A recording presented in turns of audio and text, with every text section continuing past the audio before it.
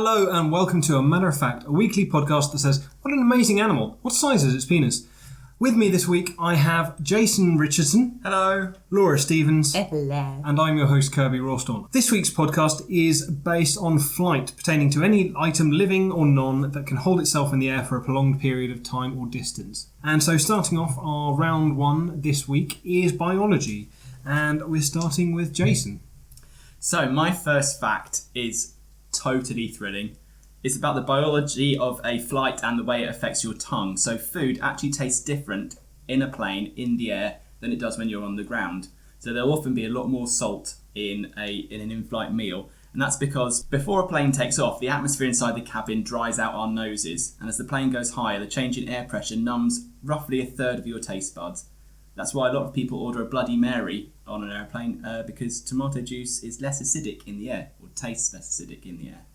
Okay. It's also why a lot of airlines add a heavy amount of salt and spice to dishes. So a curry is very popular on a plane, despite stinking out the entire plane. So why do people always complain that in-flight meals are terrible? Because I've never actually had one, so I don't know what they're like. Is that why, or is it... I think I'm the only person in the world that actually enjoys in-flight food. Well, I love it. really will depend on your flight carrier, etc., and the price you've paid. Because you can go from anything from a bacon panini where they've superheated it up with the bacon already in the packaging and stuff, and it's just grim and gross, and I am having flashbacks to a holiday now. Or you can have some really stunning pieces of food and cuisine and served with beautiful champagne, etc. So it really does depend on the level that you're flying. Okay. Yeah, because the one time I went, it was on, I think, Ryanair to Germany. So I was there. Yeah, you weren't going. I didn't get a meal. And it definitely wasn't free. Unless you pay 11 quid for a sandwich. Yeah. And then you'll end up with a bacon panini where they heat the bacon up inside the panini and it tastes... You think they'd heat the whole panini, seeing as that's normally how you cook a panini? I suppose on an airplane it's not so much of a thing. It's all just superheated, not quite microwaves because that wouldn't work inside. Are you sure you didn't just eat it too soon?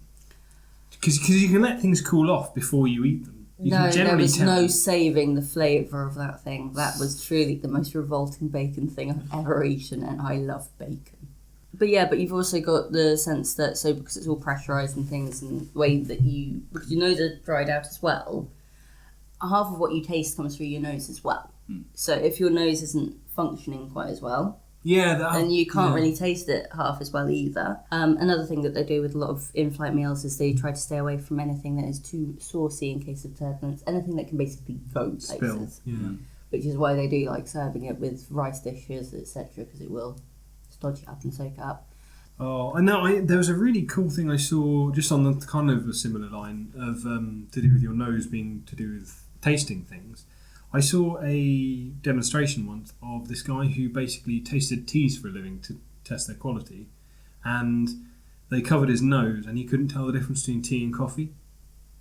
Interesting. So, and this is like a guy who's professionally uses He's been what professionally bullshitting for 20 years. Well, no. It's what you would say is your tongue thing. He would say, and it's actually a lot of it is your nose. So, yeah. Growing up, one of my childminders actually had no sense of smell due to an accident that she had when she was a teenager. So she genuinely thought... She was constantly doing pull my finger jokes. A little bit. But yeah, she was like, oh, that tastes fine. It was a case of, no, that really, really doesn't. Happened to one of my parents' friends. She fell backwards down some concrete stairs and was actually very lucky to not be seriously injured, but hit the back of her head and lost her sense of smell. I think it's gradually come back, but it's taken about 10 years. And a lot of that will be the hypersensitivity of one of the other sense of taste taking over the factory. Olfactory? Is that Olfactory. Thank you. See, I try to sound clever. I should just stick to... You kind of know the words. You're doing a moderate job so far, I would say. It's grand. I'm giving you a 6. Posthumously, yes. Right, okay, so let's move on to Laura. What's your fact? Okay, so my fact is that dragonflies are masters of flight. In terms of the animal kingdom and who can fly best, I guess, I would determine it as the dragonflies because all of their 4 wings move independently, flapping up, down, and rotating forwards and backwards on the axis. This allows them to rotate, hover, turn at a second fraction of a second, at full speed and in slow motion. They can fly straight up or down and backwards as well, so they're pretty manoeuvrable in terms of... They can fly in slow motion, sorry. No, I'm doing that as well. Just, they do their own actions. Yeah, it's by the bird that's not in slow motion. Well, they can make hairpin turns at full speed or in slow motion. Is that a bit better? Yeah, that's cool. That makes more sense. So they could play like forward. Yeah, a dragonfly can fly forward at a speed of 100 body lengths per second or up to 30 miles per hour. And scientists at Harvard did a study using high-speed cameras to study dragonfly flight and found that dragonflies can take flight, catch prey and return to the perch all within the time span of 1 to 1.5 seconds. Impressive. Yeah, that's quite good. If I could get down from my room from Netflix, get a cup of tea and biscuit and back up to my room in 1.5 seconds, I'd be quite happy. Cup of tea in 1.5 seconds. I know, right? That is the dream. Oh, no, I'm a coffee drinker, sorry. I like my cups of tea, but... Okay, if I could also procure you a cup of coffee in 1.5 seconds, you'd be quite happy? It wouldn't have percolated properly and it would not be... Well, maybe I've got a coffee maker in my... You know I have a coffee maker in the kitchen. Powered by dragonflies. Yeah. Yeah. Amazing. I like that fact. It's a good fact. Yeah, I like that fact. Cool. All right. So my fact is it's basically about the Japanese flying squid. So as Laura has pointed out, this is slightly similar to a fact that she did earlier, one that I wasn't actually allowed to be in the room for because I kept laughing so much when we were talking about the angle. Because they're taking in of water through a large wide opening and then shooting it through a funnel-like organ. That is what you found hilarious. I can understand that. Yeah. So basically, a lot of squid can do that, but my squid can fly. So this is the My Pokemon is better than your Pokemon. No, don't mention a Pokemon after all these fucking Pokemon Go adverts. No, not having it. I think I'd be giving away my age by saying I've never played anything Pokemon ever. Yeah, you are. Ever. No, I was on the younger age person of bracket. the day. Oh. No, too old for it, unfortunately. I missed that particular boat. Oh. It was good. It was a good boat to be in at the time, but now we're done. Now fully grown adults should probably be, I don't know, having jobs. Adulting. Yeah, exactly. Yeah. Committing adultery. Wait, no. Yeah. Well, I was going to say, of all the married people in this room, you're the one. So, The one we have been waiting for. Sorry. And I commit relatively little adultery as well. nice. Love you. That's why you said commit. It's like, Kirby, can we swap seats? no, God. Oh. I'm sure that works well on radio. You're my I think everyone knew what gesture you were doing there. Now they just have to work out who you were sitting next to. Yeah, cool. So these squid basically jet propel themselves. They take in water into their bodies, pump it out this funnel-shaped organ, which fly out of the water. The way that they actually fly is they spread their tentacles and wings out. Their wings. Their wings. Yeah, the wings on the top of their head. They're called wings regardless of whether they're in the water or out. Squid flaps. Squid flaps, yeah. Do they look a bit like the Flash's helmet? I don't like DC, so fuck knows. I'm also blank about this one, I'm afraid. Yeah. Okay, Ooh, I can run fast. Ooh, I only know references from Big Bang Theory. Anyway, fuck keeping them. my inner geek quiet right now. so squid nozzles. Squid nozzles, yeah. So they fly. They spread out their wings and they angle them so they can actually use the wings for flight, even though they're quite narrow. And their tentacles have like a thin webbing between them, like Welsh people's. I'm half Welsh. It's fine. I can say that.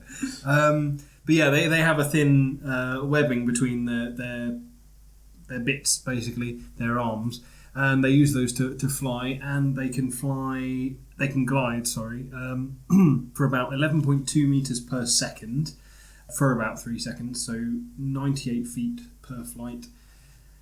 And they can basically go at the same faster than Usain Bolt, running the same distance. But they can't run as far as Mo Farah. They can't run at all because they're squid. Okay, so they can't... Stop trying to crowbar in Mo Farah. I'm going to crowbar Mo Farah into this because you don't know who he is. Yeah, no, I don't. Well, if someone told me who he was, I might have heard of him. Multiple Olympic gold medalist. Of the British Isles. Long distance runner. The Mobot. Yeah, you're talking to someone who doesn't particularly get engaged with sport. Advertises corn. Don't have a TV. Buy one? What do you do all day? I watch Netflix, I work, and I write this shit. Fair. I'm pretty sure it's also advertised on like YouTube and things in their advert. I've got an ad blocker. Fuck you guys. Well, you are just uninformed. Yeah. I am uninformed, but you guys have informed. This is how I learn stuff. I figure stuff is important enough to know if someone takes the time to actually tell me. Oh, this is completely irrelevant, but we're telling you anyway. Yeah. Exactly, but Just this to is how I fuck your find theory. stuff out. Do you know who Jessica Ennis is?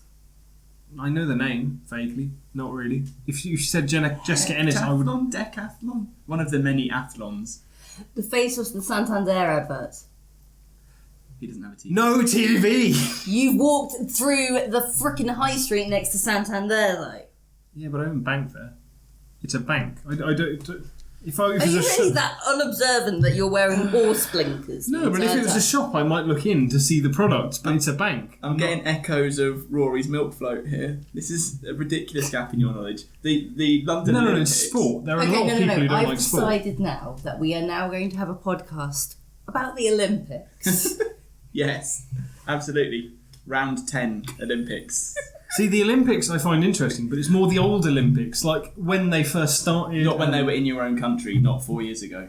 No. To be fair, I didn't go, but that's not the point. Yeah, I was going to say, I remember there being a lot of kerfuffle about, tickets... Kerfuffle? No, About tickets... £5 billion worth of kerfuffle. No, tickets not being available, and some people spent a lot of money on it because they didn't want that many tickets, and it was all done onto lottery and all this. I remember all that. I don't actually remember any of the Olympics because I He didn't was have on a drugs. You're a terrible human being. I'm not You've terrible. never seen a newspaper. No, because this is the modern world where... If only there was some kind of online news sources that you could find them on. Some way of searching for information, perhaps. I don't know. But I how don't would know. Maybe we why should would bet I that. search for information that I'm not interested in? You're an idiot. I'm not. Why would people sorry. listen to a podcast about things they don't know about? Sorry, but this bears no interest or think. Oh, he did it slightly faster than she did. Whereas this is actually interesting facts. You've got a whole section on world records and you're arguing against world records and achievements. No, I'm not. I'm arguing against boring ones, and they're not world records. They're just people running faster that year. They are frequently world records and Yeah. or Olympic records. Good for And them. it's an That's achievement of the human condition, Yeah. unless they've been, I'm just saying I'm not interested in it. I'm not having a go at anyone else for having an interest, but I just don't know who these people well, are. on this side of the table, we're going to remain interested. You remain interested in I tell you the what, we Olympics. should vote on the Olympics whether or not it's worthwhile. So votes for. Oh, so vote this. Oh, it's oh, worthwhile. oh. Suddenly he's we love for the the Olympics. Olympics. I'm for the Olympics, but I don't want to have to do anything with them. Why should I? I Maybe enjoy we should have singular a little sports. breathe at this point. Fencing. Yeah, but that's a sport that I do. I don't Yeah, it's expect in the other people to Olympics. have an interest in it. You do fencing? It's in Yeah, the I do Olympics. fencing. I've got a couple of wonky panels in my garden. Yeah, no. I do fencing, I do archery, I do all sorts of different things, but I enjoy them because I'm doing them, not because someone else is doing them. I don't follow other people who do fencing. The only person I know who does fencing is Bruce Dickinson, and that's because I like Iron Maiden. And Captain Jean-Luc Picard of the Federation Starship Enterprise. See, that's Keen- interesting keen because, fencer. it's science fiction and it's TV and it's not real. So, yeah, I like stuff that I'm engaged in because I'm introverted. You guys can be extroverted and look at the rest of the world. Righty-ho. Right, so recap of round one. Are we going with Jason's different tasting food, Laura's Dragonflies, or my flying squid? Jason, who are you going for? Because I got to use the phrase squid flaps, I'm going with your squid flaps. Oh, how sweet of you. And I'm going to go with your food on a plane because while I do love dragonflies and they are very interesting, I like planes. Well, seeing as yours was basically a rehash of a previous fact and you don't know anything about the Olympics. Totally wasn't any kind of a rehash. I'm sorry. But Sounds yeah. like a stolen fact. Did you watch the video of the guy getting hit in the face by the squids? Because if you didn't research that fact We've properly. all had squid flaps to the face. Oh, it's amazing. They do it in slow motion as well. There's two guys going on a speedboat, and there's suddenly you just see this thing, and the camera slows down. And seeing as you're watching a thing of like Japanese flying skid, you can kind of work out what's going to happen. But it just basically goes, it flies between these two guys, and then it just goes, hits the guy on the left, fucks off. So you're about to give me a point, I think. Yeah, you're about to give him a point. Yes, because I don't believe in voting for myself, so we're going to go with food on planes. Congratulations, Jason, on winning round one. Yay! Woo! Woo!